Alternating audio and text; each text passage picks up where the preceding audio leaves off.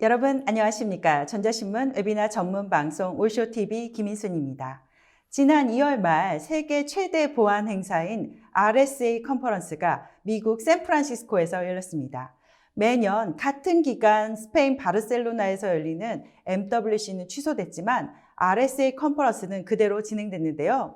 한국 내 코로나19 확진자가 늘어나면서 RSA 컨퍼런스 참여를 기획했다가 줄인 기업도 많았습니다. 오늘 올쇼TV에서 행사에 직접 다녀온 파이어와 아이와 함께 올해 다뤄진 사이버 위협과 대응 기술 트렌드를 정리하는 시간을 마련했습니다. 파이어 아이 코리아 오진석 상무님 모셨습니다. 안녕하세요. 안녕하세요. 네, 자기소개 부탁드립니다. 예, 안녕하십니까. 파이어아이 코리아에서 기술을 맡고 있는 오진석 상무입니다. 작년에 이어서 올해도 RSA 컨퍼런스를 정리할 수 있는 시간을 갖게 돼서 너무나 기쁘고요. 또 올해는 상황이 상황인 만큼 가고자 하셨던 많은 분들이 못 가셨는데요. 그 상황에서 저희가 다녀온 많은 재미있는 소식을 가지고 1시간 정도 시간 동안 잘 설명해 드리도록 하겠습니다. 네, 감사합니다.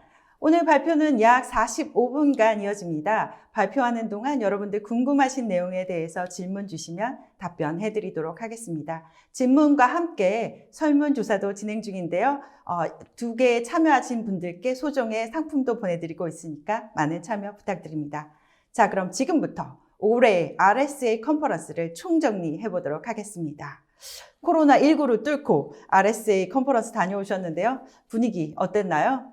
사실 저희가 처음에 출발할 때까지만 해도 그렇게 심각한 이슈는 아니었어요. 그렇죠. 예, 한 24일 정도이기 때문에 한 200명 정도 국내 확진자 좀 늘어나겠구나 싶었는데 사실상 이제 있는 기간 동안에 굉장히 급증을 해서 저희도 많이 당황을 했었고 그렇지만 이제 사실 그럼에도 불구하고 이 같은 큰 코로나 바이러스도 이제 RSA 컨퍼런스는 열기는 막을 수 없었던 것 같습니다. 네, MWC는 취소됐는데 RSA 컨퍼런스는 그대로 진행됐습니다. 네, RSA 컨퍼런스 그럼 본격적으로 어떤 행사인지부터 알아보도록 하겠습니다. 네, RSA 컨퍼런스는 1991년 시작한 컨퍼런스입니다. 실제로 이름이 RSA이기 때문에 이제 RSA에서 먼저 시작한 작은 규모의 세미나라고 보시면 되는데요. 그래서 암호학 관련해서 이제 세션 패널 토의를 시작으로 RSA 컨퍼런스 시작이 됐는데 그게 계속 지속되면서 지금과 같은 글로벌한 보안 컨퍼런스로는 가장 큰 그쵸. 행사가 되어버렸고요. 매년 정말 많은 사람들이 모여서 많은 세션, 많은 이야기를 나누게 되는데 올해 이제 그 주제는 휴먼 엘리먼트라고 하는 주제를 갖고 있었습니다. 네, 올해 주제에 대해서 조금 어떻게 보면 되게 인문학적인 주제인 것 같은데요. 네, 설명 부탁드립니다. 휴먼 엘리먼트 말씀 주신 것처럼 되게 좀 저도 이제 접하면서 되게 좀 난감했었어요. 네. 도대체 무슨 얘기를 하고 싶어 하나. 근데 사실 돌아보면 많은 분들 아시는 것처럼 보안은 사실 기술보다는 보안하는 사람들, 그 다음에 보안을 해야 되는 보안 대상 사람들, 비즈니스, 이게 더 먼저거든요. 사실 그런 측면에서 휴먼 엘리먼트를 꼽지 않았나 싶습니다. 그래서 저희 모두가 애쓰고 있는 보안을 하는 가운데서 변하지 않는 건 그 중심에 사람이 있다. 사람이 가장 중요하고 그 다음에 많은 시간 동안 보안을 하면서 얻은 경험과 그런 어떤 인사이트, 그런 어떤 사람만이 할 수 있는 그런 요소를 가지고 2020년 보안을 새롭게 나가야 된다. 이런 메시지를 주고자 했던 것 같습니다. 네, 얼마나 많은 기업들이 이번 행사에 참여했나요? 실제로 이제 제가 요거를 준비하는 상황만 있어도 공식적인 집계가 674개의 부스가 네. 이제 준비가 됐었고 실제로 한 700여 명의 스피커가 이제 세션을 하기로 했는데요. 일부 약간 마지막에 취소가 되기도 하고 변동이 있어서 최종적으로는 이제 658개 부스에서 이제 704명의 스피커가 이제 여러 가지 행사를 진행했고 예년보다는 조금 작은 숫자긴 한 것 같아요. 36,000명 정도가 참석을 했다고 공식 집계가 됐습니다. 그래서 2019년에 한 44,5천 수준에서 보면은 많이 좀 빠지긴 했죠. 네, 어떤 행사는 취소됐는데 뭐 저 정도면 되게 많은 사람들이 여전히 몰린 네, 것으로 맞습니다. 보이는데요. 이제부터 RSA 컨퍼런스에서 어떤 내용이 소개됐는지 알아보도록 하겠습니다. RSA 컨퍼런스는 말씀드린 것처럼 많은 부스와 많은 세션, 키노트들이 있기 때문에 사전에 이제 내가 뭘 들어야겠다라고 관심 있게 정리하거나 준비하지 않으면 시간을 그냥 많이 쓰게 되거든요. 그렇죠. 가서 우왕좌왕하다가 끝나는 경우가 네, 많죠. 맞습니다. 네. 여러 가지 경험이 있는데 그렇기 때문에 항상 가기 전에 어떤 주제를 좀 정하고 보고자 하는 어떤 그런 이제 일을 하는데요. 올해 같은 경우에도 여러 가지 기준으로 주제를 잡을 수 있을 텐데 행사 전에 RSA 컨퍼런스 측에서 2020년 트렌드 리포트를 발간을 했어요. 네. 그래서 트렌드 리포트에 많은 내용이 담고 있었고 그래서 10가지 키워드를 뽑아놓은 것이 있었습니다. 그래서 네. 이 중에서 좀 정리를 해서 내용을 들으면 좋겠다 싶어서 정리를 시작하게 됐고요. 10가지의 내용을 좀 말씀을 드리면 휴먼 엘리먼트, 주제와 부합된 하나의 키워드고 네. 또 하나는 시큐어 프로덕트라고 해서 이제 클라우드 관련된 이제 얘기가 되겠죠.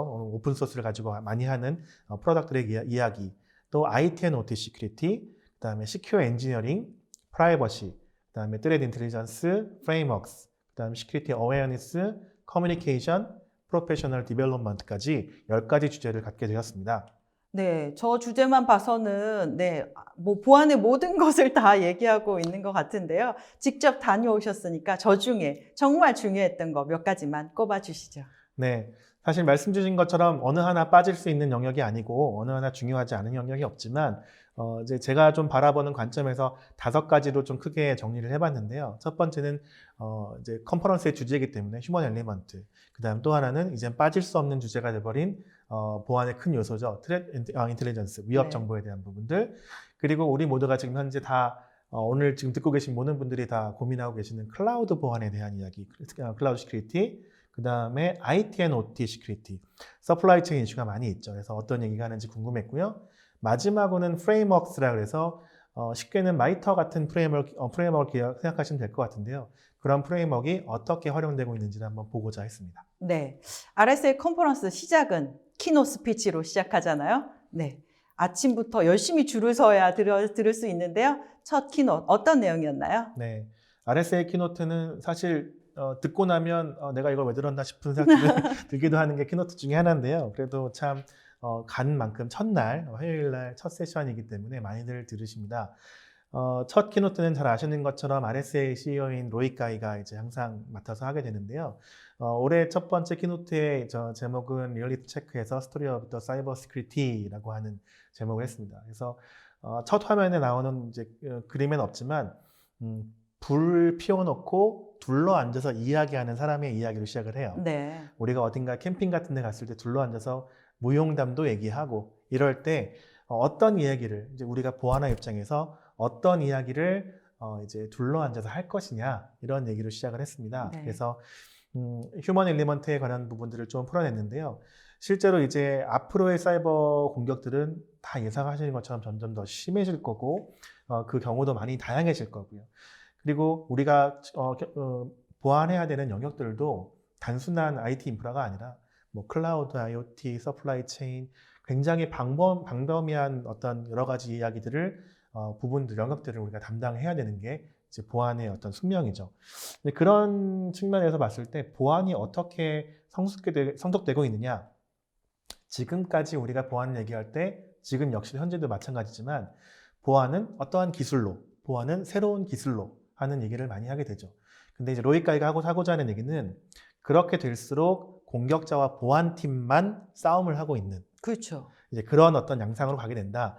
그렇기 때문에 그거를 바꿀 필요가 있고 그걸 바꾸기 위해서는 어느 한 사람, 어느 한 팀의 영향이 아니라 조직 전체의 힘이 필요하다. 네. 그래서 사이버 보안의 사이버전은 더 이상 어떤 보안팀만의 이슈가 아니라 그 비즈니스를 같이 이루어가는 비즈니스 리더, 그 다음에 일반 사용자, IT팀, 보안팀 모두 다 협력을 해서 같이 함께 이제 공격자를 물리쳐야 된다. 네. 그리고 그 중심엔 그렇게 같이 함께일 수 있는 어떤 사람의 중요성 이런 부분들을 얘기하게 됐고요. 그러다 보니까 기존의 패러다임에서 뭔가 좀 일반적으로 보안을 당하더라도 그거를 빨리 회복할 수 있어야 된다. 예를 들면 우리가 랜섬웨어 공격을 받으면 그거를 이제 돈을 주고 비용을 지불하고 해결하려고도 하는 시도를 하잖아요. 네. 근데 그것보다는 그거를 당해서 피해를 보지만 빨리 모든 비즈니스 유닛들이 협업을 해서 그거를 이제 정상적인 업무를 할 수 있게끔 백업을 가져와서 빠르게 그렇죠. 복구하는 네. 그런 어떤 일들을 할 수 있는 준비를 다 갖춰야 된다. 이건 보안만의 일이 아니다. 네. 그 중심에 사람이 있어야 된다.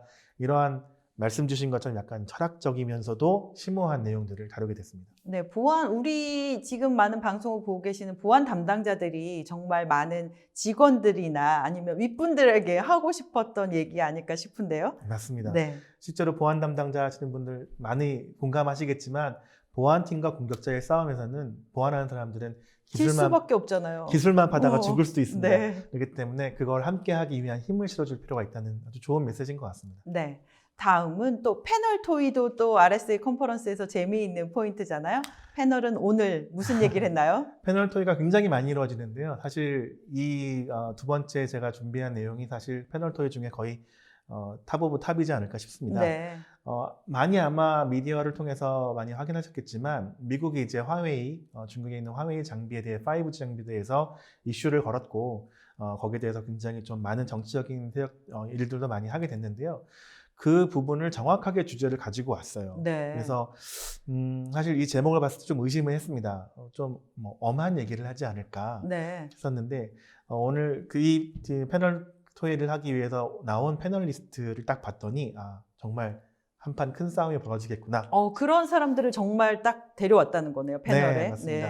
네 명의 패널이 있는데요. 그 중에 한 명이 이제 그 DoD, Department of Defense에서 기술 협력과 기술 인수를 담당하고 있는 담당자, 실제로 화웨이에 관련된 정책을 결정하는 사람이라고 보면 되고요. 네. 또 한 명은 화웨이, 미국 화웨이의, 그러니까 미국 오피스의 화웨이의 CSO가 나왔습니다. 네, 직접 담당자가 나왔군요. 네, 네. 서로 붙을 수밖에 없는 담당자가 나와서 토론을 한다는 것보다는 거의 이제 싸움에 가까운 디베이트. 네, 맞습니다.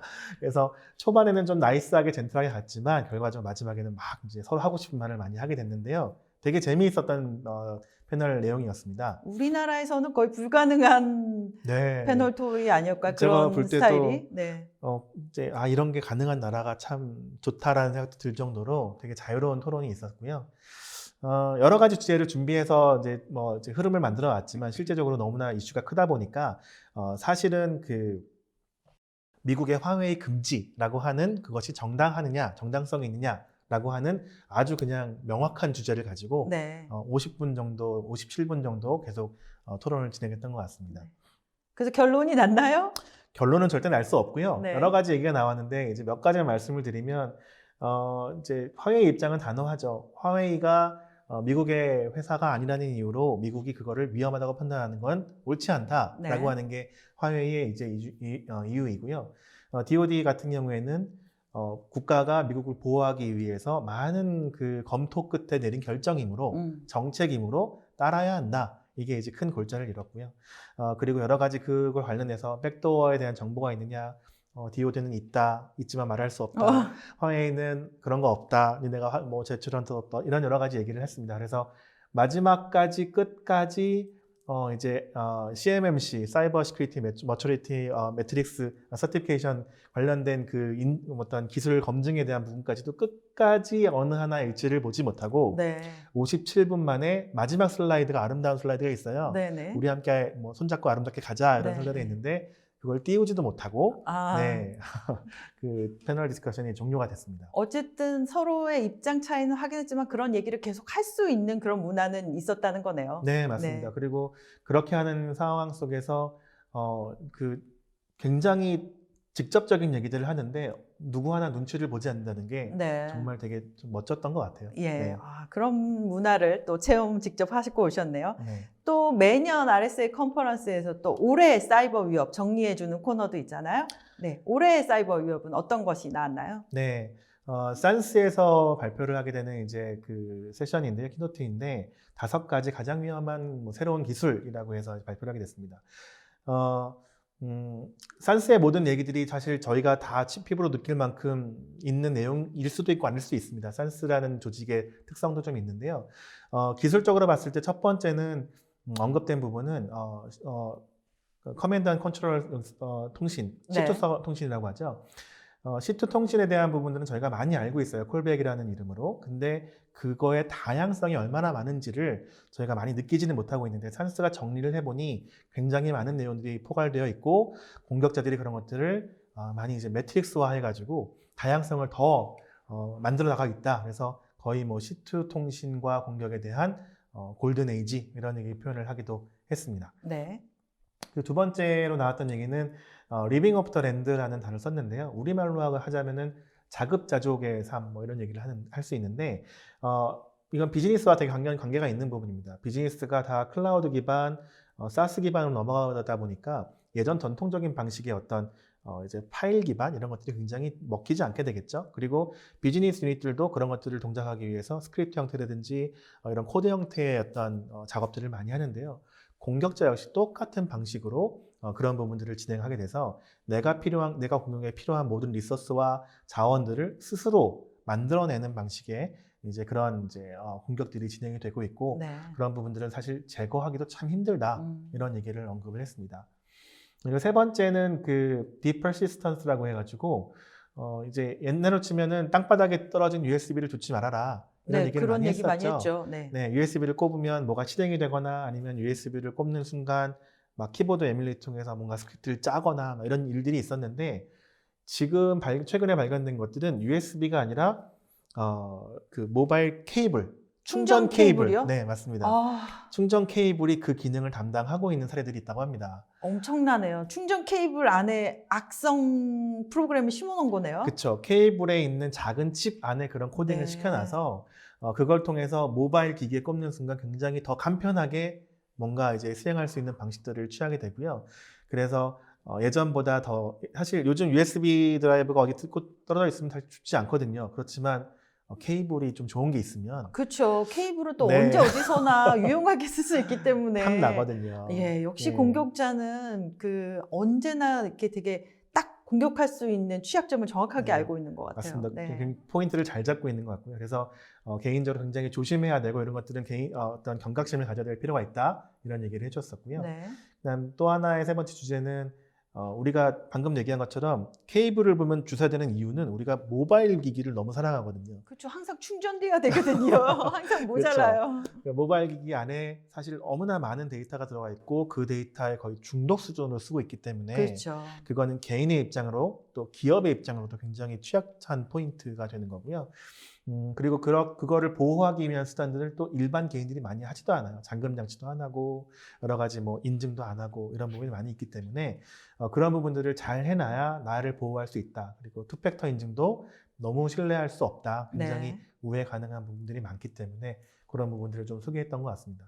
그리고 이제 마지막에 나온 부분은 우리가 이제 기업의 문화, 그다음에 여러 가지 비즈니스 형태가 많이 산업군이 이제 산업혁명을 이루면서 그 소호 관련된 어떤 일들을 많이 하죠. 그렇죠. 그러니까 스몰 오피스, 홈 오피스 관련돼서 많은 디바이스를 사용합니다. 근데 그 디바이스가 자잘한 것들이 어딘가 중앙으로 컨트롤이 되거든요. 근데 그 컨트롤 포인트가 일을 당해서 뭔가 확산이 되는 위협이 확산이 되는 경우를 많이 경험을 했다고 합니다. 그래서 그런 얘기를 좀 기술적으로 많이 풀게 됐는데 우리가 어떤 기기를 살 때 서플라이 체인의 입장에서도 봐도 되고요.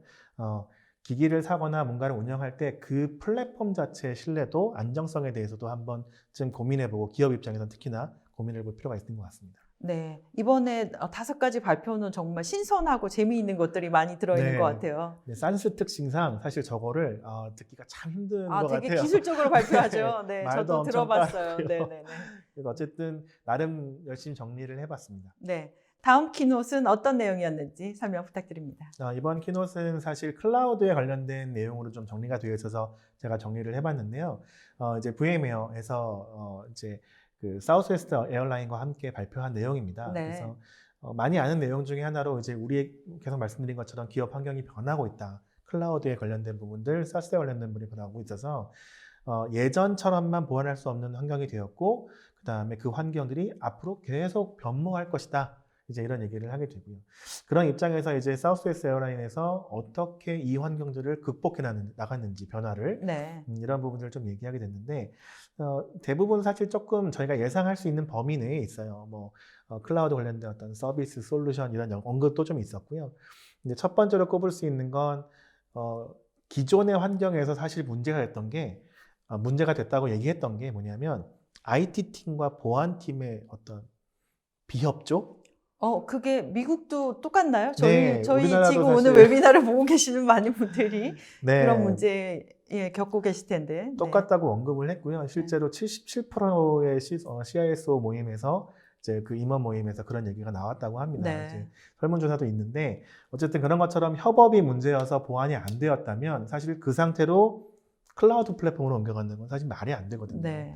그래서 그런 부분들을 하기 위한 노력들이 많이 필요했고 많은 커뮤니케이션이 필요했고 기술적으로는 동일한 플랫폼, 어떤 플랫폼 하에서 IT팀과 보안팀, 이런 개발팀들이 다 함께 말할 수 있고 같은 정보를 가지고 얘기할 수 있는 그런 이제 플랫폼이 필요했다. 그다음 또 하나는 항공산업 특성상 OT에 관련된 그렇죠. 이슈가 굉장히 많이 있는데 그걸 해결하기 위해서는 회사 내에서 고민을 하고 끌어안고 있는 게 아니라 산업군과 함께, 산업계와 함께 공유하는 커뮤니티를 통해서 많이 해결해 나가고 있다고 답을 해줬습니다. 네.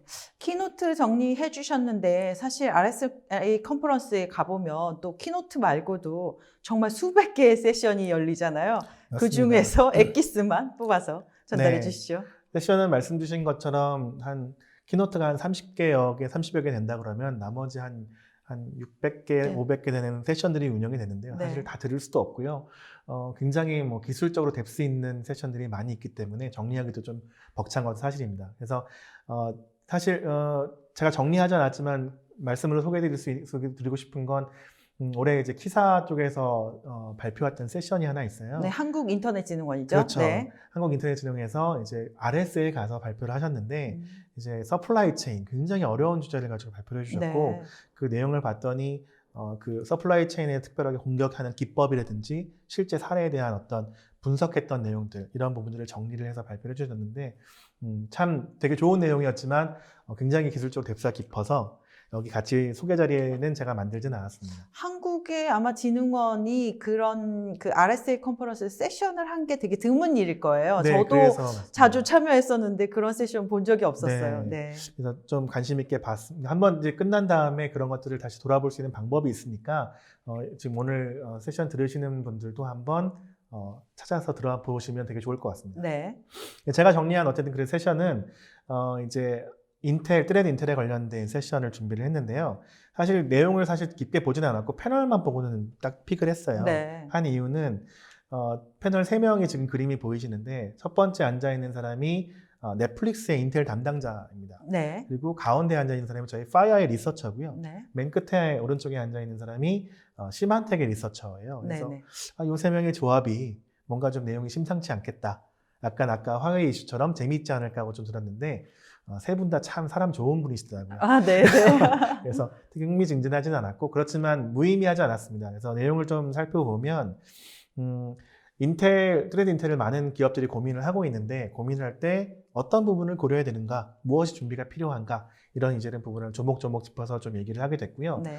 근데 거기서 나왔던 중요한 내용 중에 하나가 트레드 인텔을 기술로만 봐서 기술적인 팩터만 보안팀이 검토를 하면 사실 성공할 수 없다라는 내용이었고요. 그렇게 안 되게 하기 위해선 인텔을 검토할 때 경영층과의 협의가 필요하다. 네. 그래서 이런 위협 정보가 우리 비즈니스에 얼마나 영향이 될 거고 그 다음에 그런 일들을 적용할 때 경영층이 얼마나 잘 수용해 줄 것인가에 대한 사전 협의가 필요하고 고민이 필요하다. 이런 내용이 좀 인상 깊었던 것 같아요. 그리고 정보의 출처, 사용법 이런 다양한 얘기가 오갔습니다. 그래서 그런 부분들은 딱히 제가 언급드리진 않아도 위험 인텔리전스를 관련돼서 고민하고 계신 분들이 많이 예상하는 좋은 내용들이 많이 있었고요. 근데 마지막으로 하나 이제 그 마지막 그 내용들이 APT41이 작년에 저희가 발표했던 공격 그룹 중에 하나입니다. 네. 중국 기반으로. 공격 그룹 이름이죠. 이름이죠. 네.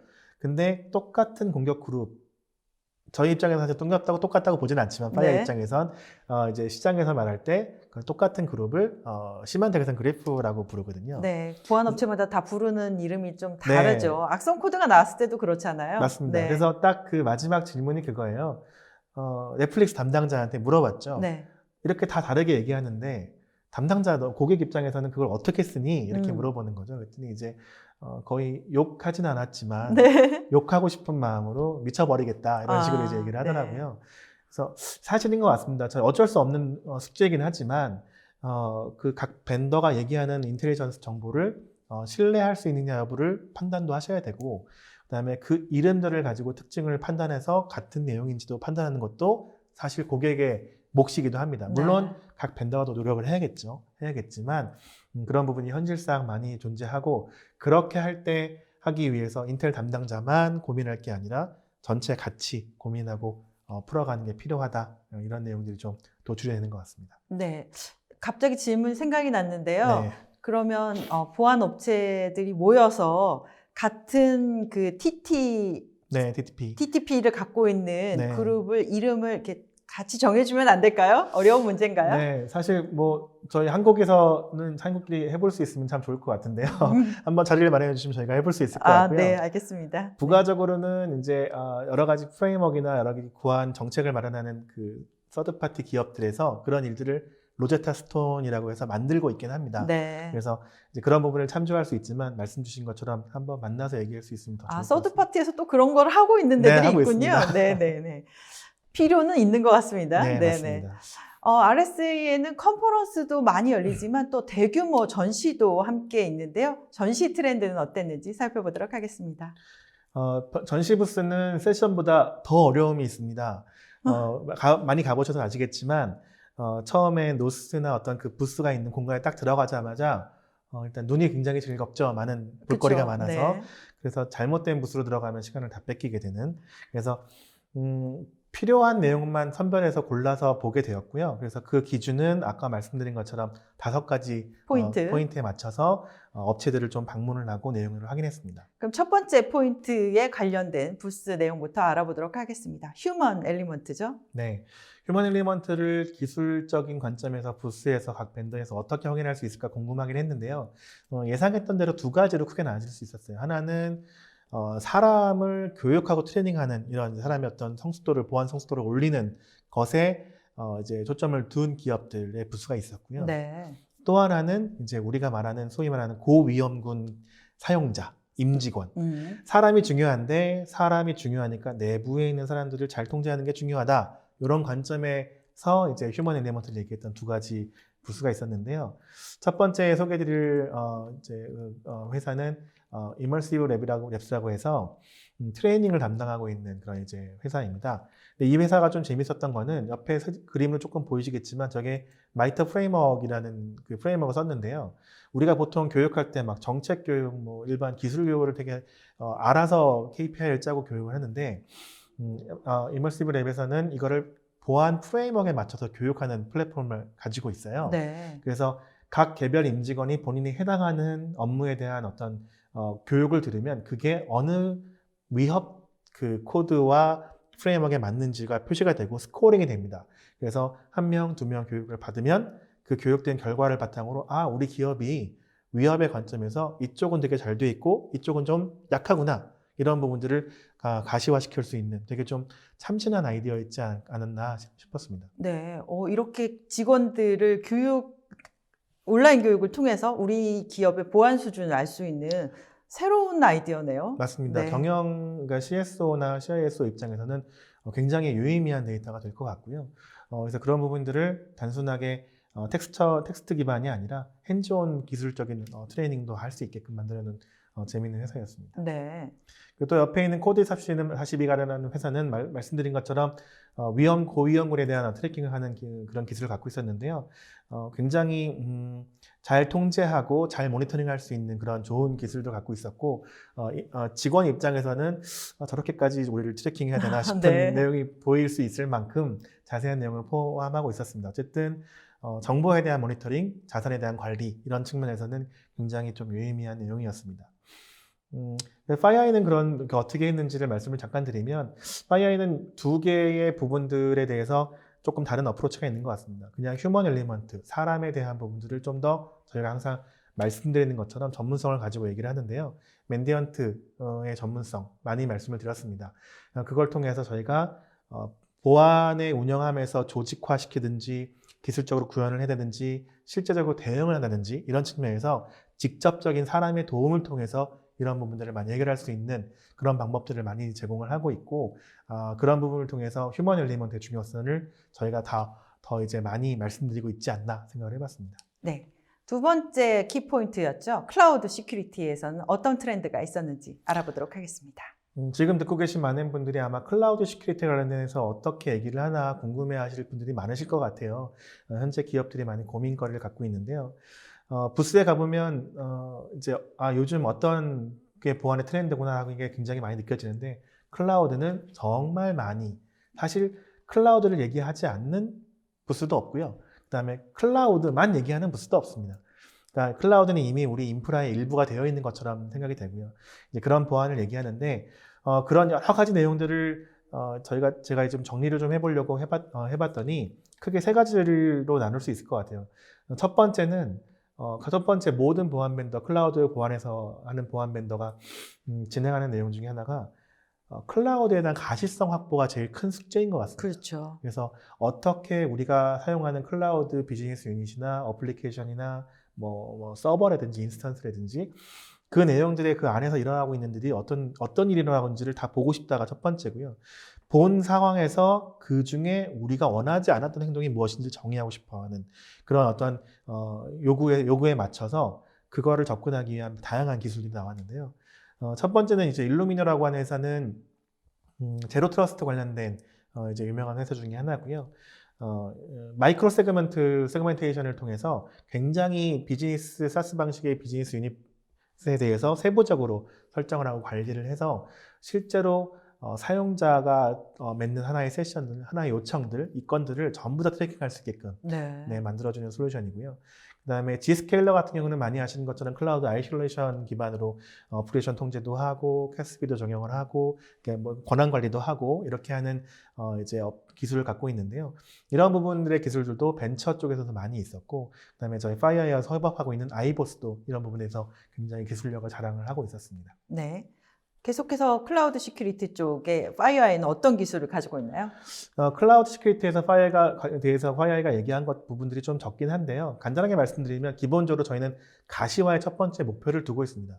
어떤 개별 기술로 보안을 탐지하기보다는 클라우드 내에서 일어나고 있는 것들을 최대한 한 플랫폼 안에서 기존의 인프라, 모바일 디바이스, 비즈니스 유닛 다 관계하지 않고 한꺼번에 모아서 어떠한 일이 우리 기업 내에서 일어나는지를 관리하고자 하는 가시성을 가지고 플랫폼화시킨 게 힐릭스라는 플랫폼이 클라우드에 대해서 대응을 할 수 있게 해주고요. 네.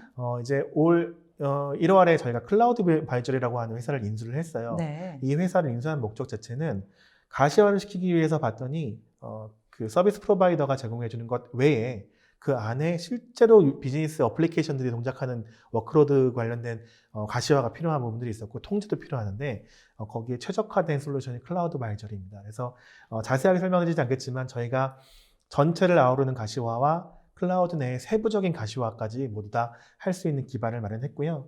그 다음 세 번째는 그런 기술로만 되는 것이 아니라 그렇게 운영된 환경 속에서 어떻게 하면 잘 운영할 수 있는지 어떤 지침이나 가이드 이런 것들을 드릴 수 있는 맨디한테 여러 가지 컨설팅 서비스들을 저희가 준비하고 이걸 통해서 클라우드 시큐리티를 파이어는 대응하고자 합니다. 네. 다음 세 번째 포인트였죠. 트레트 인텔리전스에 대해서 알아보도록 하겠습니다. 트레트 인텔리전스는 작년에도 그작년에도 제가 주제로 삼았던 것 중에 네. 하나인데요. 생각보다 저는 이제 사실 이제 트레트 인텔리전스가 굉장히 단독 키워드는 많이 안 쓰일 줄 알았어요, 부스에서. 네. 근데 생각보다 더 많이 올라왔고요.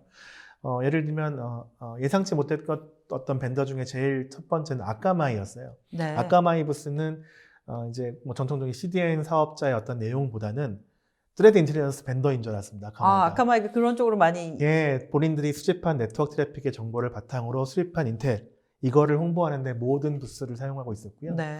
그래서 이런 것처럼 각 모든 기술, 보안을 하는 모든 벤더가 트레트 인텔리전스가 굉장히 필요하고 강력하다는 얘기는 다 동일한 메시지였습니다. 근데 이제 그 중에서 조금 유니크한 것 두 개를 좀 잡아왔는데요. 하나는 시큐리티 스코어 카드라고 하는 국내에서 아마 들어보지 못한 내용일 텐데요.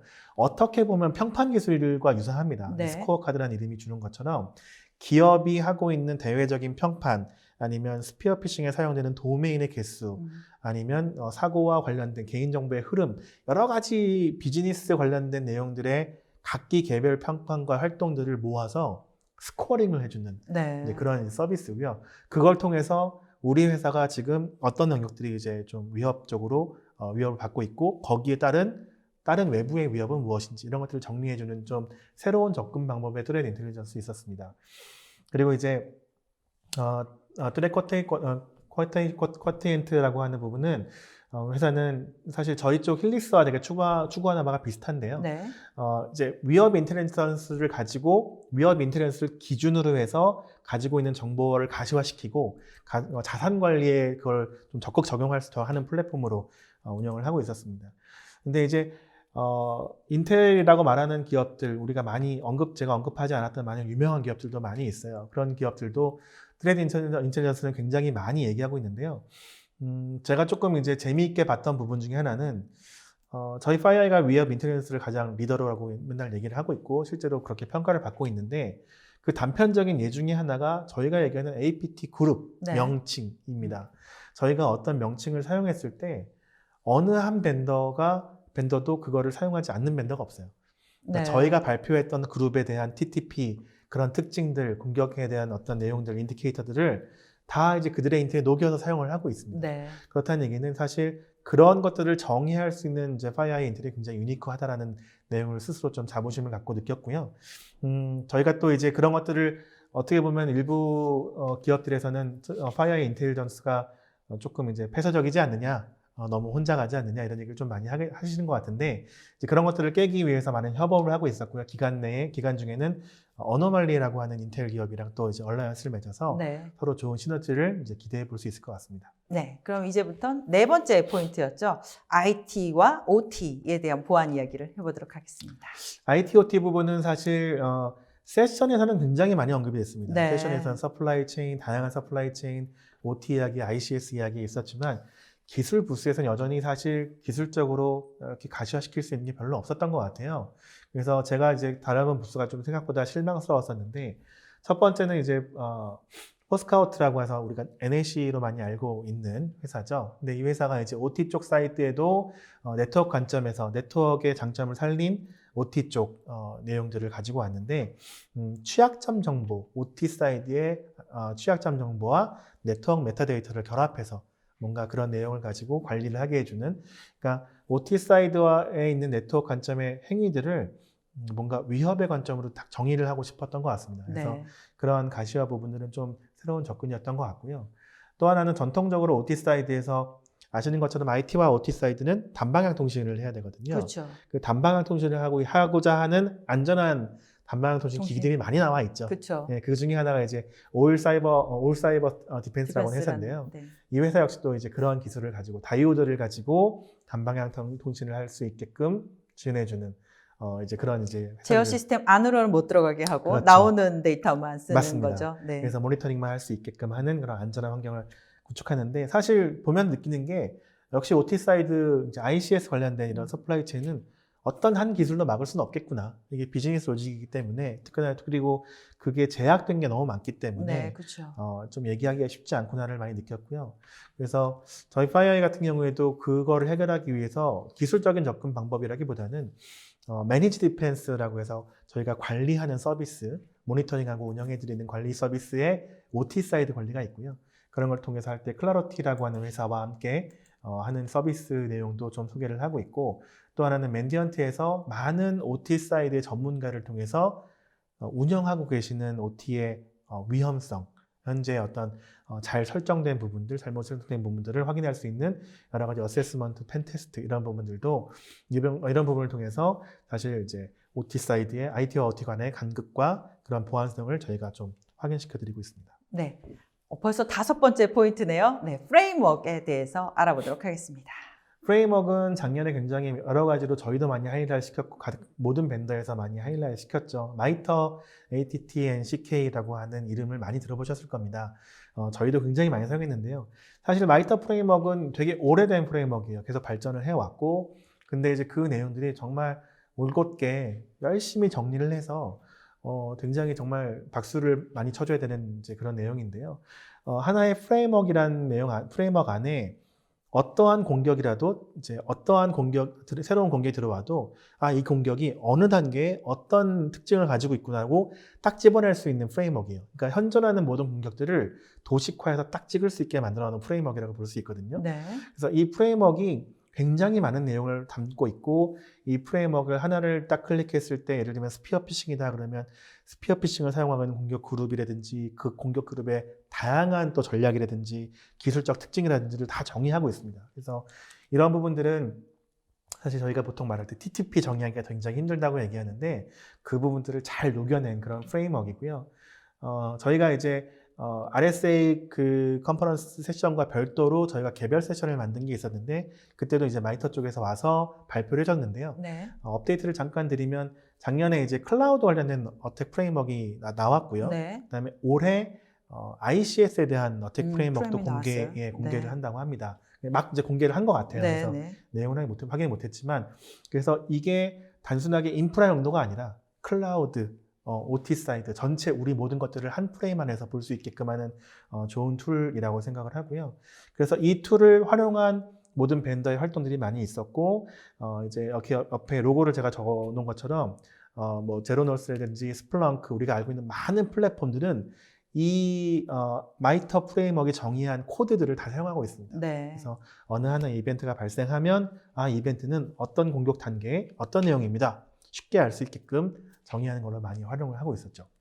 이 그 프레임워크라는 게 사실은 어떻게 보면 원론적인 문서이잖아요. 그렇죠. 근데 이거를 이렇게 현업에서 어떻게 사용할 수 있을까요? 지금 방송을 보시는 많은 보안 담당자들도 프레임워크라는 건 알겠는데 어떻게 사용해야 될지 잘 모르실 것 같아요.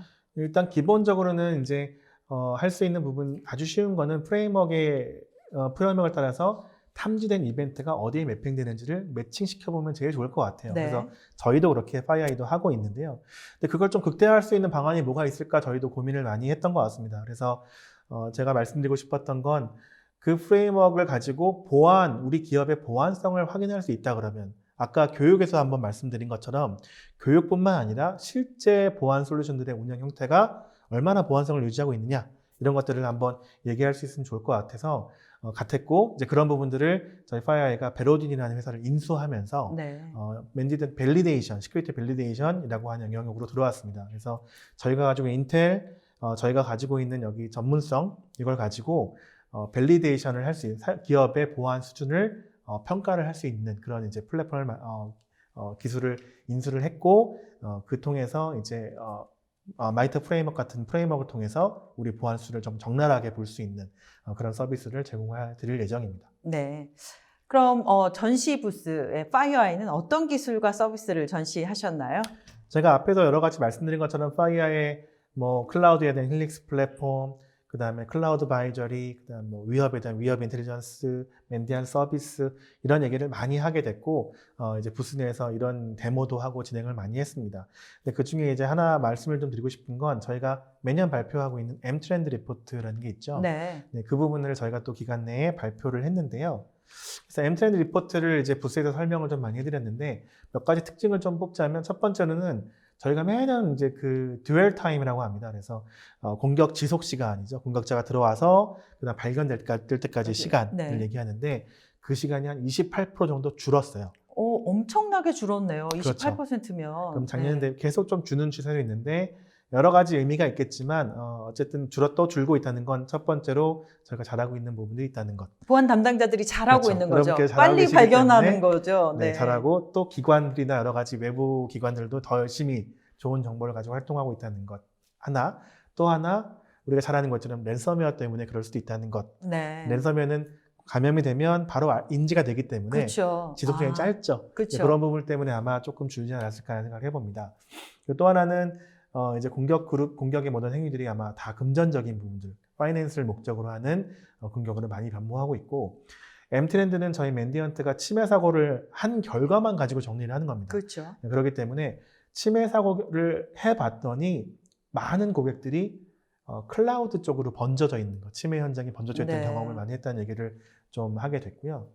또 하나 좀 특징적으로 말씀드리면 저희가 침해 사고 현장을 다녔던 그 기업군들의 산업군을 좀 살펴보면 다양한데 보통은 항상 금융 쪽이 항상 많아요. 네, 맞습니다. 그렇죠. 근데 올해 같은 경우에 지금 보시면 파이낸셜 13%, 엔터테인먼트는 미디어가 13%라 나와 있어요. 많이 네. 이쪽이 왜 이렇게 많이 높아졌죠? 미디어가 네. 많이 올라온 건 좀 많이 이슈가 되는 부분인데 네. 아마도 뭐 여러 국가의 우리나라를 포함한 총선 대선 그런 정치적 이슈가 그렇죠. 있죠. 이슈가 있기 네. 때문에 미디어가 하이라이트 되는 부분이 있을 것 같고요.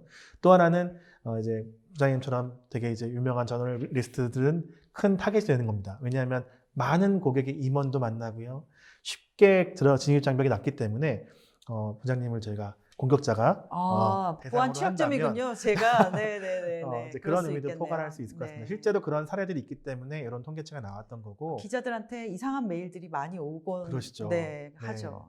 그런 사례들에 아마 M트렌드 리포트 세부적인 내용을 보면 좀 확인을 하실 수 있을 것 같습니다. 네. 이렇게 M트렌드 리포트까지 알아봤는데요. 지금 RSA 컨퍼런스 가면 사실 첫날 시작하기 전에 하는 프리 행사가 있어요. 가장 올해 유망한 보안 스타트업을 찾는 행사인데 올해는 어떤 기업이 선정됐나요? RSA 이노베이션 샌드박스 컨테스트라고 하죠. 네. 컨테스트인데 월요일 날 잠깐 설명드리면 10개 기업을 많은 기업 중 10개 기업을 딱 선별을 해서 한 기업당 3분 피치, 2분 Q&A.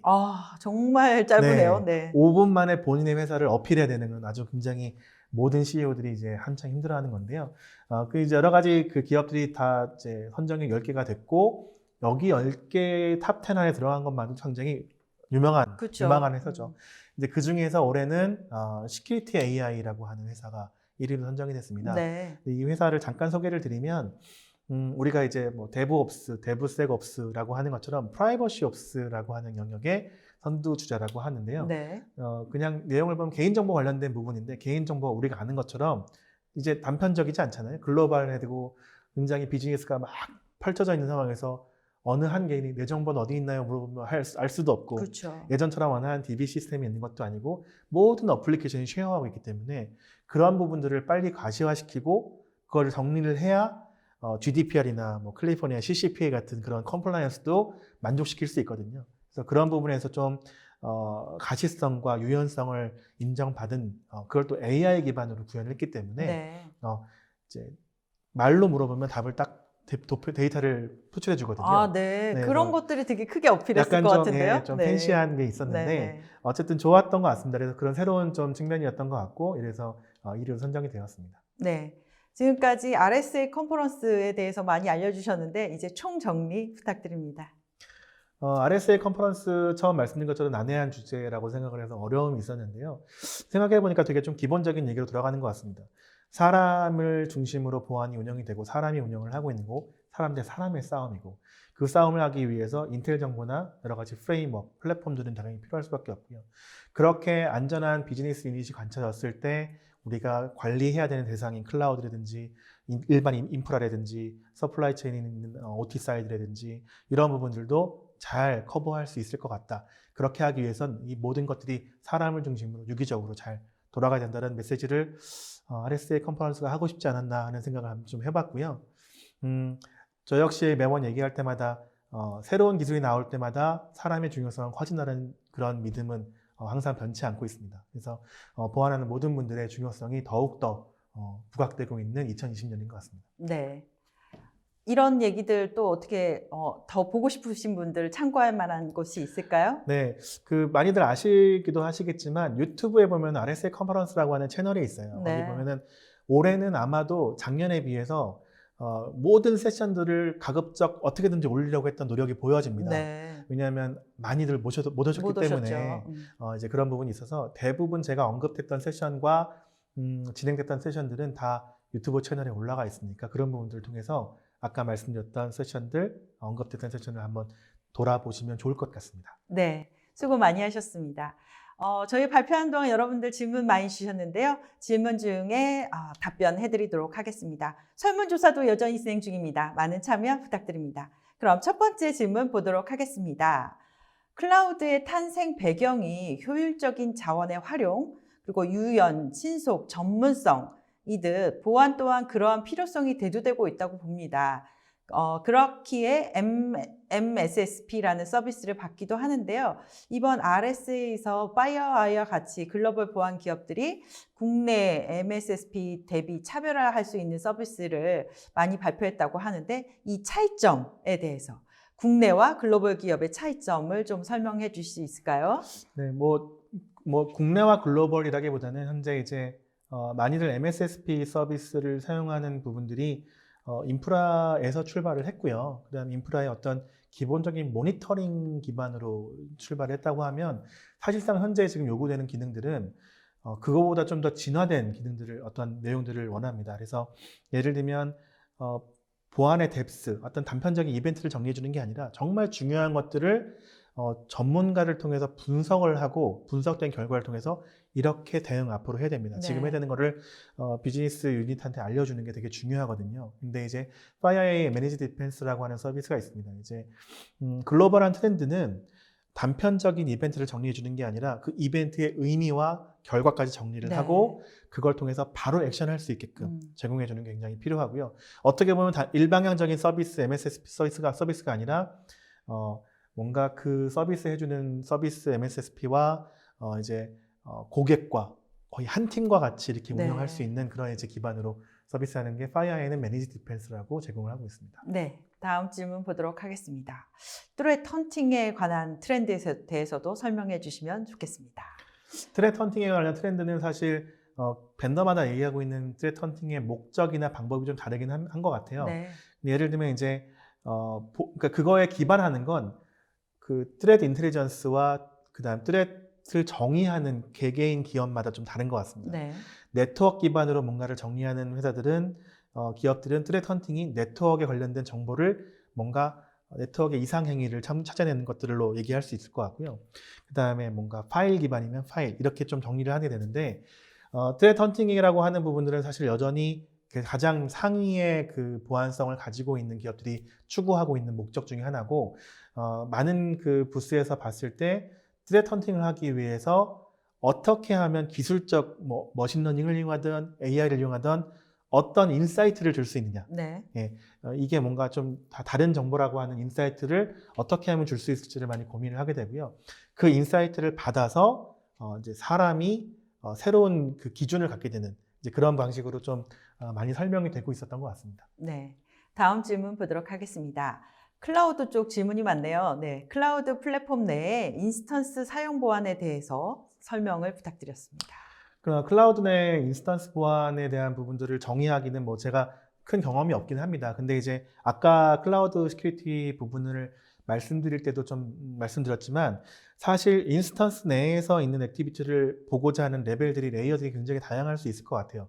그리고 다양하지만 그 모든 것들을 원하는 대로 다 받지 못하는 게 현재의 상황이거든요. 네. 그러면 그것들을 능동적으로 받을 수 있는 하나 저 끝까지 다 캐내서 내가 가시화시킬 수 있는 부분이 그런 요구사항이 필요하고요. 그렇게 하기 위해서는 제일 먼저 어떤 방법을 통해서라도 인스턴스 내의 액티비티를 가시화할 수 있는 방법을 찾아야 됩니다. 네트워크 트래픽, 사실 네트워크는 아니지만 어플리케이션 트래픽이나 그 액티비티에 대한 메타를 받아내든지 아니면 서비스에서 제공하고 있는 로그를 통해서 뭔가 행위를 받던 악성이 아닌 정상을 포함한 모든 가시화가 가장 기본적인 보안 어떤 첫걸음이지 않을까 싶습니다. 네. 이번에도 클라우드 관련된 질문인데요. 많은 기업들이 클라우드로 전환하면서 기존 아키텍처를 그대로 보안을 포함해서 클라우드로 이전하고 있습니다. 이런 방식으로 전환 시 문제점에 대해서 설명을 부탁드립니다. 네, 이 부분들은 요 질문은 사실 저희 쪽 CTO하고 얘기할 때 나왔던 부분 중에 하나인데요. 네. CSO랑 얘기했던 부분인데요. CSO가 단편적으로 딱 잘라서 얘기했던 부분은 절대로 기존 아키텍처를 그대로 이전하면 안 된다. 그렇죠. 네, 기존의 보안 인프라에 운영했던 방화벽을 놓고 했던 모든 기술이든 어떤 정책이든 간에 그 보안 정책과 기술을 그대로 가져가는 순간 기존의 인프라에서 발생했던 모든 보안 홀들이 더 크게 클라우드로 적용이 됩니다. 네. 그렇기 때문에 기존에 있는 보안 인프라에 굳이 말하자면 사상, 그러니까 어떻게 하고 싶은지 어떤 꼴이 있는지를 가져갈 수 있겠지만 클라우드에서는 사실 기존의 보안 운영에서 했던 부분들의 목적을 달성하기 위해서 어떤 방법으로 정책과 기술을 적용해야 되는지를 한 스텝 한 스텝 결정하는 게 새롭게. 필요하다고, 예, 맞습니다. 네. 새롭게 해야 되는 게 맞고요.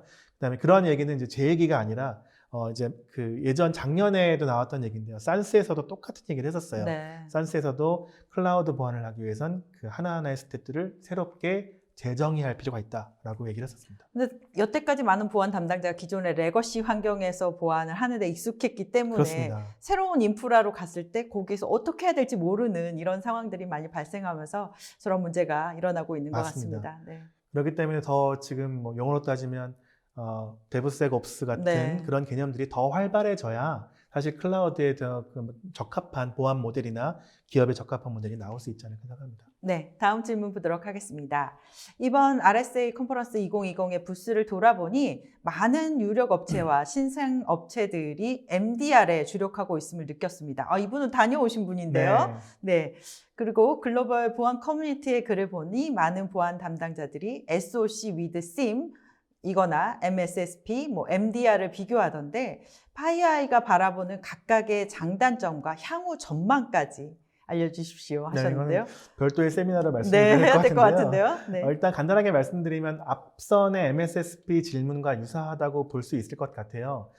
파이어아이도 역시나 마찬가지로 기존의 MSSP의 한계점들을 많이 얘기를 하고 있고요. 그래서 굳이 세 가지를 주신 거를 이제 좀 비교하자 그러면 SOC with SIEM이라고 하는 부분들은 앞서 말씀드린 것처럼 가시화시킬 수 있는 플랫폼을 기반으로 했을 때 SOC 팀의 일들이 굉장히 조금 더 성숙해지고 다이내믹해진다라고 말씀드릴 수 있을 것 같고요. 그렇지만 그거를 넘어서기 위해선 전문가 집단이 필요하죠. 그렇죠. 전문가 집단을 근데 모든 기업이 다 고용할 수 없기 때문에 그래서 많은 부스에서 MDR을 Managed Defense Response를 얘기하게 되는데요. 네.